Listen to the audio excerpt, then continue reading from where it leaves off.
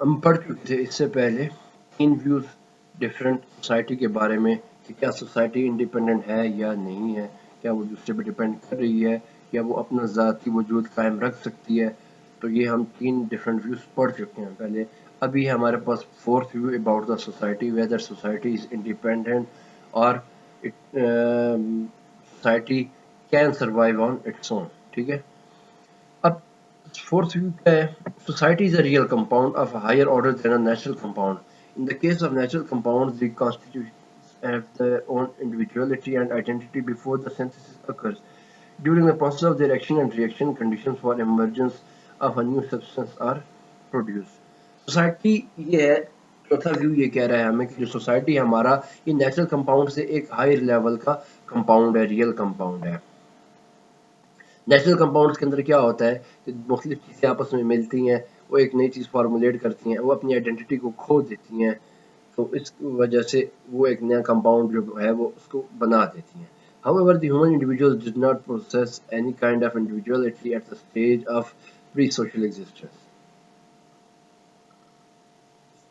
The humanity of human being, that is his feelings of being a human being, his consciousness of human egohood, thoughts, human likes and dislikes, and other emotions and feelings associated with the man originates under the influence of social spirit.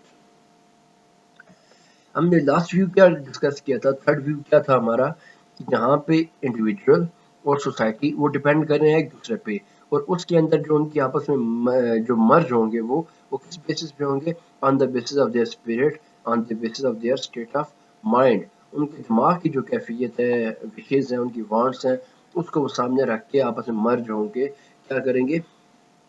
ایک نئی چیز بنائیں گے society کے نام پہ، جس کو ہم کمپاؤنڈ کہتے ہیں. اب یہاں پہ فورتھ ویو تھوڑا سا ہائر ہے. اس کے مطابق یہ کہ فورتھ ویو یہ کہہ رہا ہے کہ جو سوسائٹی کے اندر جو ممبرز ہیں، جو انڈیویجولز ہیں، ان کی کوئی اسٹیٹ آف مائنڈ نہیں ہے، ان کی کوئی انڈیپینڈنس نہیں ہے، ان کی کوئی ایگزسٹنس نہیں ہے، ان کی کوئی اپنی وشز نہیں ہے، کوئی اپنی ول نہیں ہے، کوئی ایگو نہیں ہے، کوئی تھاٹس نہیں ہیں ان کے. وہ ان کے ایگو، ان کی تھاٹس، ان کی اسٹیٹ آف مائنڈ، یہ سب کس چیز کے اوپر ڈیپینڈنٹ ہے؟ یہ ڈیپینڈ کرتا ہے کہ وہ کس سوسائٹی سے بلونگ کرتا ہے. سوشل اسپرٹ، وہ جو سوسائٹی کے اندر رہ رہا ہے وہی سوسائٹی اس کے اندر اس چیز کو باور کروائے گی کہ کیا آپ کی خواہشات ہونی چاہیے، کیا آپ کی ایگو ہونی چاہیے، کیا آپ کا تھاٹس ہونے چاہیے، کیا کچھ آپ کے ایموشنز ہونے چاہیے. So they are originated under the influence of the social spirit. جو سوشل اسپرٹ ہے وہ ایک سوسائٹی اس کو جنریٹ کرے گی. It is a social spirit that fills the empty pot and confers personality upon a person. اب یہ وہ سوسائٹی ہے جو کسی شخص کو ایک اسپرٹ اس کو دے گی یا اس کے اندر ایک جذبہ پیدا کرے گی. ٹھیک ہے. لہٰذا یہاں پہ کیا ہے کہ سوسائٹی میجر پارٹ ہے as compare to the individual. Clear ہے. Social spirit have always been coexistence with man and shall coexist with him forever through its manifestations such as morality, religion, education, philosophy and art. اب social spirits کیا ہے ہمارے پاس؟ ہمارے پاس مذہب کی جو ایک کیفیت ہے یہ بھی ایک اسپرٹ ہے. ٹھیک ہے. جو دنیاوی ہمارے پاس کیفیت ہے یہ بھی ہمارے پاس ایک اسپرٹ ہے. جو ہماری بلیفز ہیں یہ ہمارا ایک اسپرٹ ہے. اب یہ کون ہمیں پرووائڈ کر رہا ہے؟ یہ وہ سوسائٹی جہاں پہ ہم رہ رہے ہیں، اس سوسائٹی کے اندر جو ہمیں ٹیچنگ دی جاتی ہیں یہ ڈیپینڈ کرتا ہے اس پہ.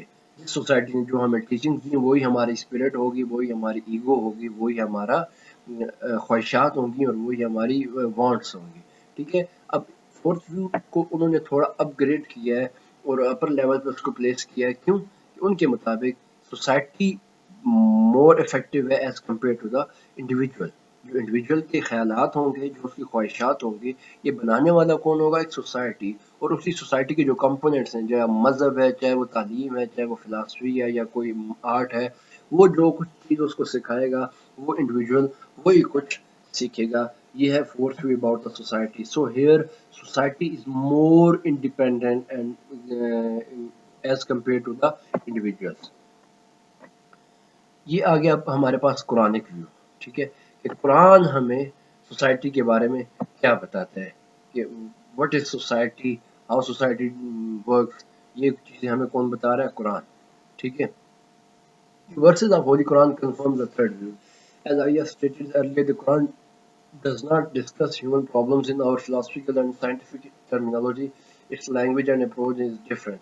Nevertheless, the Quran views the problems concerning society in such a way that it supports the third view. The uh, Quran puts forward the idea of a common history, a common destiny, a common record of deeds, a common consciousness, understanding, sensibility, and a common conduct for the ummahs.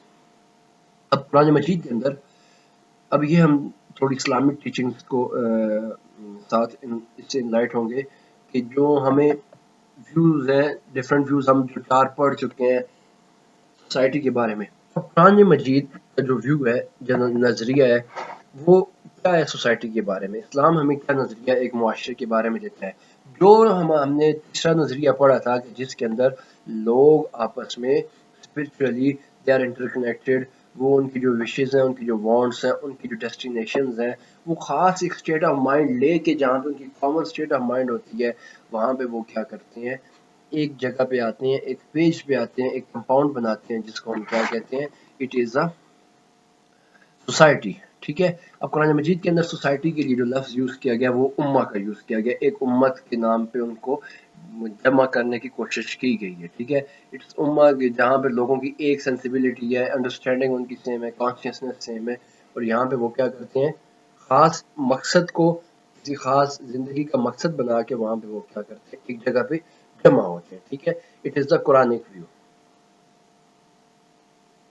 अब कुरान मजीद के अंदर इस चीज़ के बारे में अल-जाथिया verse 28 के अंदर ये हमें बताया गया है कि every Umma shall be summoned to its record, कि जो बंदा, जो उम्मत, जो सोसाइटी जो काम करेगी उसके अच्छे बुरे होने का वो क्या होंगे, वो जवाबदेह होंगे। ठीक है। वो अपनी सोसाइटी एज अ होल, मतलब यहाँ पे सोसाइटी को कुरान के अंदर एक कंपाउंड डिक्लेयर किया गया है, और उस कंपाउंड के अंदर जो वो कंपाउंड सोसाइटी के अंदर रहने वाले लोग एक्शन करेंगे, वही सोसाइटी के बारे में फैसला किया जाएगा कि यहाँ पे रहने वाले लोग अच्छे हैं या बुरे हैं। ठीक है। अब यहाँ पे एक मैं आपको एग्जांपल दे देता हूँ छोटी सी, कि जो कुरान मजीद के अंदर है, जो कौम समूद, यानी कि एक मैं वाक़या आपको यहाँ पे वाक़या भी आपके साथ शेयर कर लेता हूँ। कौम समूद जब इनके ऊपर हज़रत सालेह अलैहिस्सलाम एक पैगम्बर थे, आपको भेजा गया, तो हज़रत सालेह अलैहिस्सलाम ने कौम समूद को क्या किया, अपनी तरफ बुलाया। लेकिन कौम समूद ने क्या किया, हज़रत सालेह अलैहिस्सलाम का मजाक उड़ाया, उन्हें कहा हम आपको नहीं मानते, हम आपके ऊपर यकीन नहीं रखते। तो उनको फिर हज़रत सालेह अलैहिस्सलाम ने पूछा, आप मेरे ऊपर कैसे यकीन करोगे?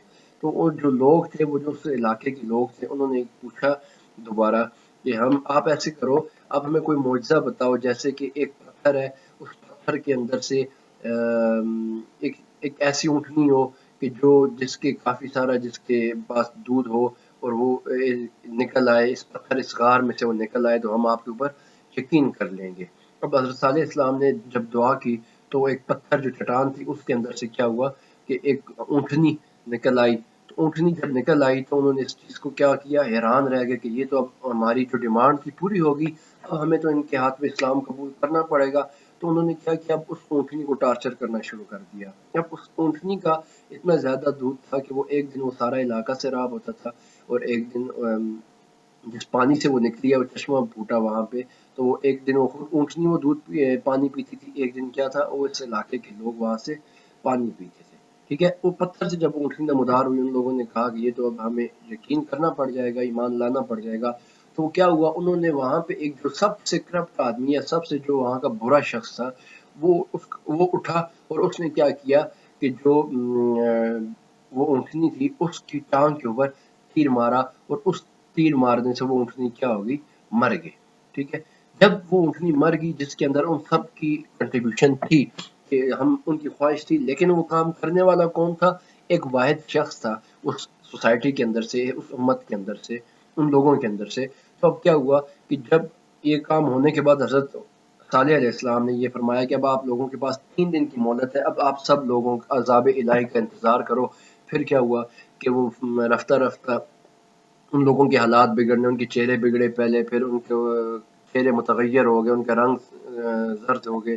फिर आहिस्ता-आहिस्ता करने से क्या हुआ, उस सब के ऊपर उस सारी उम्मत जो उनकी वो सारी वो जो सारे लोग थे, वो जो उस चीज़